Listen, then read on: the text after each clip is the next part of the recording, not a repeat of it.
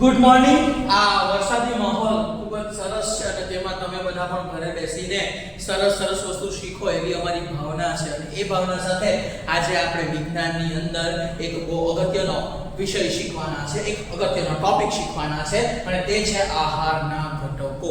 મિત્રો, આહાર શું છે? આહાર એવી એક વસ્તુ છે કે જેના કારણે આપણે જીવીએ છીએ। જે વસ્તુ આપણે લેવામાં આવે ને, જે વસ્તુ આપણાથી ગ્રહણ કરવામાં આવે ને, તો આપણા શરીરને શક્તિ અને ઉર્જા આપે છે। માનવ માણસને પણ ઊભો કરી નાખવાની શક્તિ એ આહારમાં રહેલી છે। તો આહારમાં એવું તો શું છે કે જે આપણને આટલું બધું શક્તિશાળી બનાવે? તો મિત્રો, આહાર 5 ભાગોમાં વહેંચાયેલું છે, જેમાં પહેલો ભાગ છે કાર્બોહાઈડ્રેટ્સ, જેને આપણે કાર્બોદિત કહીએ છીએ। બીજો ભાગ છે ચરબી, ત્રીજો ભાગ છે પ્રોટીન, ચોથો ભાગ છે વિટામિન અને પાંચમો ભાગ છે ખનિજ ક્ષાર। આ બધા તત્વો શું કરે છે? તો આપણા શરીરના અલગ અલગ અંગોમાં એનું પાચન થાય છે અને અલગ અલગ રીતે આપણને શક્તિ આપે છે। શું છે? ચાલો જોઈએ। કાર્બોહાઈડ્રેટ્સની જો વાત કરીએ તો તે આપણને શક્તિ આપવામાં ખૂબ જ અગત્યનો ભાગ ભજવે છે। તમે કોઈ પણ વસ્તુને ખાઓ અને મોઢામાં માવા જેવું લાગે, એકદમ જાડું જાડું લાગે અને થોડીક મીઠાશ આવે, તેને કહેવાય કાર્બોહાઈડ્રેટ, કાર્બોદિત। ત્યારબાદ ચરબી, તો એવો પદાર્થ જે આપણા શરીરમાં એકદમ વધારે શક્તિ આપવામાં ઉપયોગી થાય છે, તેને કહેવાય છે ચરબી। બીજી વસ્તુ, ચરબી એક ખાસ વસ્તુ છે કે એને જો પકડવામાં આવે ને તો થોડું તેલી લાગે, તેલ જેવું લાગે। ત્યારબાદ આવે છે પ્રોટીન। પ્રોટીન આપણને બધાને જ ખબર છે કે આપણા શરીરનો એક એવો એકમ કે જેને જો આપણે જો ન લઈએ ને તો આપણને ચક્કર પણ આવી શકે છે। ત્યારબાદ આવે છે વિટામિન। વિટામિન આપણા શરીરના અલગ અલગ અંગોને રોગોથી બચાવે છે। જેમ કે એક તમને ઉદાહરણ આપું તો વિટામિન એ જો આપણામાં ખપી જાય ને, ઓછું થઈ જાય ને, તો આપણને મિત્રો રતાંધળાપણું થાય ને। રતાંધળાપણું એટલે શું ખબર? તમને લાલ રંગ લીલો દેખાવા લાગે, લીલો દેખાય પીળો, પીળો દેખાય વાદળી। આવા રોગોથી બચવું હોય તો વિટામિનનો ઉપયોગ વધારે કરો ને ખનિજ ક્ષાર કે જે ખોરાકની મધુરતા વધારે, એવું નહીં પણ એ આપણને શક્તિ પણ આપવામાં મદદ કરે છે। પણ આ વસ્તુ ખોરાકમાં છે કે નહીં તે ચકાસવું કેવી રીતે? ચકાસવું તો પડે ને। તો કેવી રીતે ચકાસવું? તો તેને માટે લઈને આવ્યા છે અમે અલગ અલગ પરીક્ષણ પદ્ધતિઓ। પહેલી પરીક્ષણ પદ્ધતિ છે કાર્બોહાઈડ્રેટ્સની, એટલે કે કાર્બોદિત। મિત્રો, કાર્બોદિત છે ને વર્ષોથી 2 ભાગમાં વહેંચાયેલું છે, વર્ષોથી ઇતિહાસ કહે છે 2 ભાગમાં વહેંચાયેલું છે। પહેલો ભાગ છે સ્ટાર્ચ અને બીજો ભાગ છે શર્કરા। એ શર્કરા કશે સાંભળેલું નથી લાગતું? મને સાંભળેલું છે, કદાચ એ ગ્લુકોઝ અને ફ્રુક્ટોઝમાં હોઈ શકે। પણ પાછો એક સવાલ આવે, આ શું છે? તો મિત્રો, જે વસ્તુ ગળી લાગે ને તેની અંદર મોટે ભાગે શર્કરા હાજર હોય છે। જેમ કે ગ્લુકોઝ આપણા શરીરના માટે એકદમ શક્તિવર્ધક છે, કે આપણે માંદા પડી ગયે અથવા તો આપણને અશક્તિના લીધે બાટલા ચડાવવા પડે ત્યારે આપણે ગ્લુકોઝનો બાટલો ચડાવવો પડે છે। બીજી એક વાત કરું તો 5 રૂપિયાની એક પેકેટમાં તમારા ખિસ્સામાં મૂકી શકો ને, એમાં પણ ગ્લુકોઝ આવે છે। યસ, એક્ઝેક્ટલી, હું પાર્લેજી બિસ્કિટની વાત કરી રહ્યો છું। પાર્લેજી બિસ્કિટ જ્યારે ચક્કર આવે તમે ખાઈ લો ને, તેમાં પણ ગ્લુકોઝ હોય છે, તમને બચાવશે। ફ્રુક્ટોઝ નામ પ્રમાણે ફળોના રસમાં અથવા તો ફળોમાં જોવા મળે છે એ તત્વ છે। વધારે સમય નથી લેવો, આપણે એની કસોટીઓ જોઈએ। કસોટી કેવી રીતે કરવી? તો વિજ્ઞાન વર્ષોથી અનુમાન, પરીક્ષણ અને વિશ્લેષણનો વિષય રહ્યો છે, આજકાલનો નથી, બરાબર? તો આપણે જોઈએ, પહેલા તો આપણે ખાદ્ય પદાર્થ લેવો। ખાદ્ય પદાર્થમાં 100% એ શું હોઈ શકે? કાર્બોદિત હોઈ શકે, બરાબર? તો ચાલો આપણે પહેલા પરીક્ષણ કરીએ। તો ચાલો મિત્રો આપણે જોઈએ પ્રક્રિયા। તમારી ભલે રોટલી ખાઈએ ને, આપણે રોટલી આ એક રોટલી છે, બીજી કોઈ નવી રોટલી નથી લાવી। કરવાનું શું છે? ચેક કરીએ આમાં શું કાર્બોદિત છે કે નહીં, કાર્બોહાઈડ્રેટ છે કે નહીં। તો ચાલો જોઈએ। તમારે કોઈ પણ એક ગ્લાસ કે બીકર લેવાનું છે, તેની અંદર અને રોટલીને મસેડી કરવાની છે। કેમ મસેડવું? આપણે ખાઈએ, દાંતથી ચાવીએ તો જ સ્ટાર્ચ આપણામાં જાય, નહીં જાય, એને પહેલા તમારે મસેડવું પડે। મસેડ ત્યારબાદ આપણે અંદર રાખવાનું છે આયોડિન।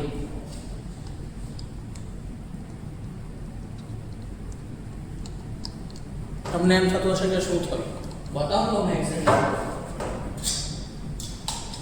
પદાર્થ આવો કાળા ભૂરા રંગનો થાય ને, આવા કાળા ભૂરા રંગનો, તો તેનો અર્થ છે કે આની અંદર સ્ટાર્ચ રહેલો છે. તમને એમ થતું હશે કે સર કથ્થઈ બી એવો દેખાય ને, તો આ જો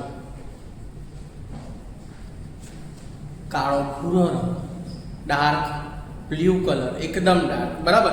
આવો કલર આવે મિત્રો તો પદાર્થમાં શું હાજર છે? કાર્બોદિત. આ કાયમ યાદ રાખજો. પરંતુ જો કથ્થઈનું કથ્થઈ જ રહે, તેમાં કોઈ બદલાવ થાય નહીં, તો તમારે માની લેવું કે એ પદાર્થમાં કાર્બોદિત હાજર નથી, બરાબર. હવે આપણે આગળ બીજી પ્રક્રિયા જોશું.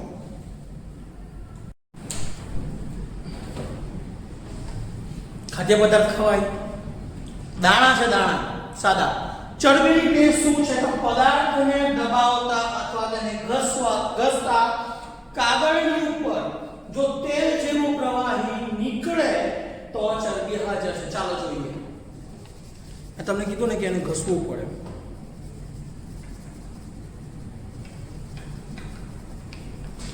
એમને નહીં ઘસાય, વાર લાગે ને, એમાં ઘસવાનું છે. આપણે થોડું એમ ખાવાનું છે, તો ખાઈ ગયો તો વેઇટ.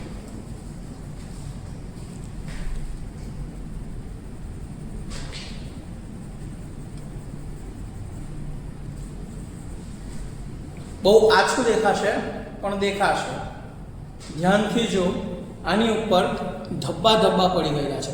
જો આ નહીં હોય તો હું તમને બીજી પણ વસ્તુ બતાવી શકું છું કે તમારી વાલી પાછી એકવાર આવી રહી છે રોટલી. રોટલીને જો આવી રીતે પેપર પર મૂકીને એને બરાબર દબાવવામાં આવે, આખું ભીનું થઈ જાય છે. એ પણ મને એક સવાલ છે, ભીનું તો પાણી હોય ને અમુક વસ્તુમાં, જેમ કે ફળોમાં પાણી હોય તો તે બી ભીનું થવાનું, તો એમાં ચરબી હશે? મારા જ્ઞાન અનુસાર તો નથી. તો શું કરવાનું? તો આ કાગળની ઉપર જ્યારે તમે પદાર્થને અંદર દબાવો છો અને એ ભીનું તો થવાનું જ, થોડીક વાર એને એમને રહેવા દેવાનું સાઈડ પર, એને મૂકી રાખો. મૂકી રાખો અને થોડાક સમય પછી જો પાણી હશે તો બાષ્પીભવન થઈને ઉડી જવાનું છે. પરંતુ જો પાણી નહીં હશે તો 100% એ શું હશે? ચરબી. ચરબીની કસોટી આવી રીતે થાય છે. તો ચાલો આપણે ત્રીજી કસોટી જોઈએ, એટલે કે પ્રોટીનની કસોટી.